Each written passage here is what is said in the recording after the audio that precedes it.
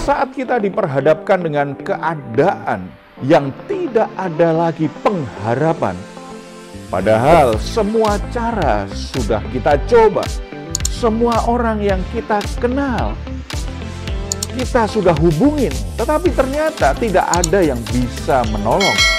Bahkan ada yang justru mengolok-olok kita, mereka nggak peduli dengan keadaan kita. Adakah yang masih bisa kita lakukan? Putus asa tentu saja bukanlah pilihan yang terbaik. Masih ada satu cara yang memberikan kepada kita pengharapan. Namanya doa.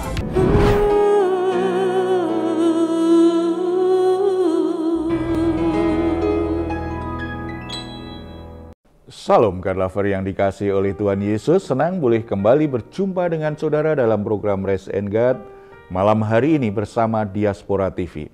Setelah melewati berbagai kesibukan sepanjang hari ini, mungkin saudara-saudara semua mengalami beban berat, ada situasi tertentu yang membuat jiwa saudara letih lesu, dan ini bisa mengganggu waktu istirahat saudara.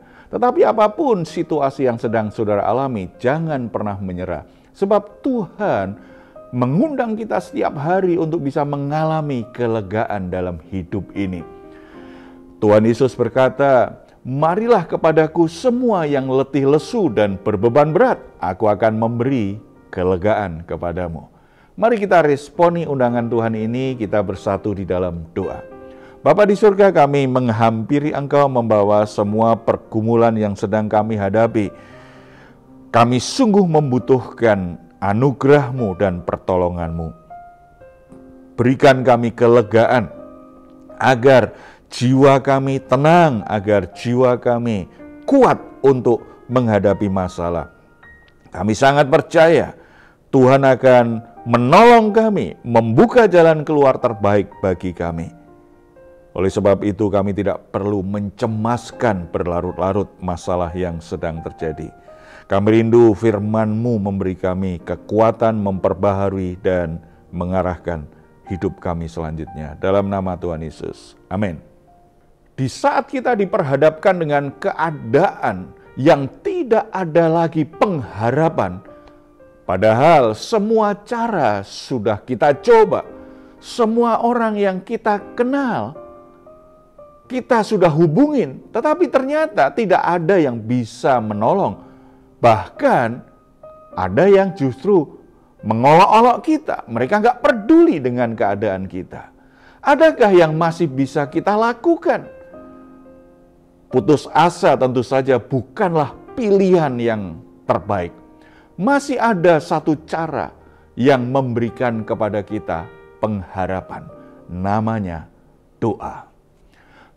Perikop 2 Raja-Raja 20 ayat 1 sampai 11. Kita akan membukanya bersama-sama.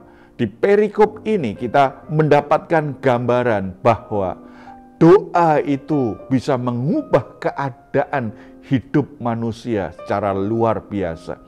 Melalui Nabi Yesaya, Allah menubuatkan bahwa Hizkia akan mati akibat dari penyakitnya. Tetapi Allah mengubah rencananya sesuai dengan tanggapan Hizkia kepada firman-Nya. Karena tanggapan Hizkia dalam doa yang sungguh-sungguh, keyakinan yang teguh akan kemampuan Allah untuk menyembuhkan penyakitnya, Allah di dalam kemurahan-Nya mengabulkan doa Hizkia. Bahkan menambahkan 15 tahun umur Hizkia selanjutnya. Apa makna dari semua ini bagi kita di hari ini? Yang pertama, bisa saja Allah itu membatalkan rencananya. Kita baca ayat 6. Aku akan memperpanjang hidupmu 15 tahun lagi, dan aku akan melepaskan engkau dari kota ini dari tangan Raja Asyur. Aku akan memagari kota ini oleh karena aku dan oleh karena Daud hambaku. Sekalipun ketetapan Allah itu sudah jatuh atas Hizkia, Namun bukan berarti tidak dapat dibatalkan. Hal ini mirip dengan apa yang ditulis di Yunus pasal 3 ayat 1 sampai 10, di mana Allah membatalkan niatnya untuk menghukum Niniwe karena mereka melakukan pertobatan. Mereka berdoa, berpuasa untuk menyatakan pertobatannya yang sungguh-sungguh. Allah dalam kasih karunia-Nya membatalkan rencananya kepada Niniwe. Demikian juga kepada Hizkia yang sungguh-sungguh meresponi firman Tuhan dan bertobat. Sehingga Hizkia tidak segera mati, bahkan umurnya diperpanjang oleh Tuhan. Kalau saja ketetapan Allah bisa dibatalkan, maka apapun ketetapan yang dijatuhkan oleh dunia ini kepada setiap orang percaya, khususnya rencana-rencana jahat yang ingin ditimpakan kepada orang-orang percaya, maka kita bisa dengan yakin berkata bahwa Allah sanggup membatalkannya juga. Dia adalah Allah yang berbelas kasihan dan peduli terhadap kehidupan orang percaya. Kuncinya di sini apa? Doa dan pertobatan. Tidak sekedar berdoa, tetapi melakukan pertobatan. Doa yang diikuti dengan pertobatan. Doa yang merupakan ungkapan pertobatan. Itu yang menggerakkan hati Tuhan untuk menunda atau membatalkan rencananya, tetapi tidak akan pernah menggagalkan apa yang Tuhan rencanakan ke depan dalam hidup kita. Tetapi perubahan itu sangat mungkin terjadi. Yang kedua, doa-doa kita bisa mengubah keadaan. Ayat yang kelima, telah ku dengar doamu dan telah kulihat air matamu. Sesungguhnya aku akan menyembuhkan engkau pada hari yang ketiga engkau akan pergi ke rumah Tuhan. Di sini jelas doa Hizkia telah mengubah ketetapan Allah bagi hidupnya. Sehingga dari yang seharusnya mati menjadi hidup 15 tahun lagi. Tetapi ayat ini mengingatkan kita juga bahwa tujuannya bukan sekedar Hizkia umur panjang, tidak. Kamu akan ke rumah Tuhan. Jadi perpanjangan umur tujuannya apa? Supaya Hizkia semakin dekat, semakin memuliakan Tuhan, semakin mengasihi dan menghormati Tuhan. Tujuannya bagi kemuliaan Tuhan, bukan bagi diri Hizkia sendiri. Doa-doa kita dapat mempengaruhi pelaksanaan rencananya yang berdaulat, rencana Tuhan yang punya kedaulatan penuh. Apalagi rencana-rencana jahat orang terhadap kita, tentu saja lewat doa-doa kita bisa dibatalkan Tuhan, bisa digagalkan oleh Tuhan. Demikianlah apa yang terjadi dalam hidup kita, ditentukan oleh rencana Allah, oleh doa-doa kita, oleh pertobatan-pertobatan kita.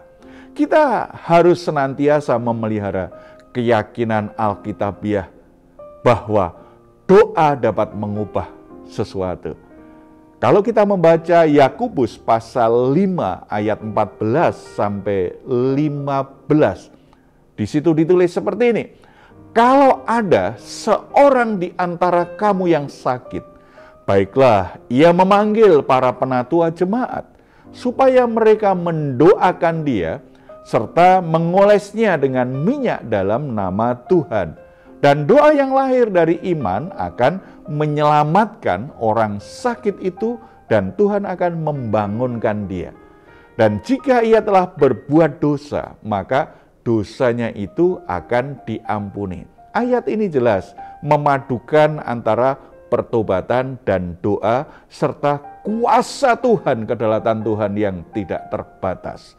Ketika kita sakit, panggil penatua jemaat supaya mereka berdoa kepada kita. Tetapi ketika mereka akan berdoa, hendaklah kita mengaku dosa. dosa, mengaku dosa, bicara tentang pertobatan, mengaku dosa, mohon pengampunan Tuhan. Pertobatan dan doa akan menggerakkan hati Allah untuk bekerja menyatakan kuasanya yang dahsyat, sehingga yang sakit menjadi sembuh, yang hidupnya berantakan dipulihkan oleh Tuhan, yang hidupnya sedang terpuruk akan diangkat Tuhan lagi, yang hidupnya mengalami kelemahan baik secara tubuh, secara rohani, secara jiwani, akan mendapatkan kekuatan yang baru, yang pernikahannya berantakan akan dipulihkan oleh Tuhan, yang hubungannya dengan anak-anaknya sedang kacau, dengan orang tuanya sedang kacau, akan dipulihkan Tuhan. Doa disertai dengan pertobatan mengubah keadaan kita, menjadikan hidup kita mengalami kuasa Tuhan yang luar biasa itu. Oleh sebab itu, mari kita refleksikan kebenaran firman ini dalam hidup kita secara pribadi. Yang pertama, apakah saat ini saudara sedang mengalami situasi yang sepertinya tidak ada jalan keluar lagi? Apakah karena sakit yang tidak kunjung sembuh, atau masalah ekonomi yang tidak segera membaik, atau masalah rumah tangga yang diambang kehancuran? Ingat, putus asa dan menyerah bukanlah solusi yang baik. Kita masih punya pengharapan bahwa semuanya bisa berubah, keadaannya bisa berubah menjadi baik. Namanya doa. Mari kita berdoa mohon anugerah dan belas kasihan Tuhan. Mari kita yakini bahwa doa kita akan didengar oleh Bapa di surga. Di dalam nama Yesus Kristus situasinya akan berubah. Percayalah, anugerahnya cukup bagi kita, cukup bagi semua masalah kita. Sesuatu yang baik akan terjadi sesuai dengan kehendaknya, sesuai dengan kedaulatan dan kuasanya yang tidak terbatas. Mari kita bersatu di dalam doa. Bapa di surga, bersyukur untuk firman-Mu hari ini. Hamba-Mu berdoa untuk saudara-saudara yang saat ini sedang dalam keadaan lemah, sedang dalam keadaan sakit, dalam keadaan terpuruk, dalam keadaan berantakan, rumah tangganya kacau, hubungan dengan anak-anaknya menjadi kacau, hubungan dengan saudara dan orang tua menjadi kacau, pekerjaannya menjadi kacau, semuanya berantakan, situasinya sepertinya tidak terkendali dan tidak ada harapan lagi.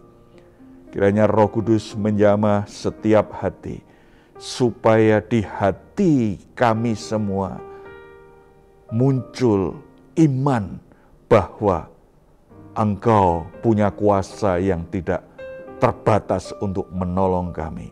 Engkau peduli, belas kasihan-Mu, kasih karunia-Mu menjadi jaminan bahwa Tuhan akan melakukan perkara-perkara yang baik, mengubah keadaan kami. Biarlah kami semua datang kepadamu, mengakui dosa-dosa kami, melakukan pertobatan atas hidup kami selama ini, dan kami berseru kepadamu Tuhan, tolong masalah kami, tolong Tuhan keadaan kami, pulihkan keadaan kami Bapa. Kami sangat percaya di dalam nama Tuhan Yesus Kristus, pengharapan dan kepastian jawaban doa akan kami alami. Tuhan jamah, sembuhkan, Tuhan pulihkan, dan Tuhan beri kekuatan kembali kepada anak-anak-Mu semua. Terpuji nama-Mu Bapa, di dalam nama Tuhan Yesus. Amin. Jika saat ini saudara atau keluarga sedang mengalami pergumulan dan membutuhkan dukungan doa, di layar saudara ada nomor telepon yang bisa saudara hubungi. Tim doa kami akan mendoakan saudara semuanya. Silahkan jika saudara ingin memberikan komentar, tuliskan komentar saudara di ruang komentar yang ada di channel Diaspora TV. Baik saudara, sebelum kita berpisah, mari kita memperkatakan bersama-sama Mazmur 4 ayat 8-9. Engkau telah memberikan sukacita kepadaku lebih banyak daripada mereka ketika mereka kelimpahan gandum dan anggur. Dengan tentram aku mau membaringkan diri, lalu segera tidur, sebab hanya Engkaulah ya Tuhan yang membiarkan aku diam dengan aman. Puji Tuhan, selamat beristirahat. Doa saya senantiasa untuk saudara, malam hari ini saudara sungguh-sungguh boleh mengalami rest and God. Tuhan Yesus memberkati kita semuanya. Salam. Hatiku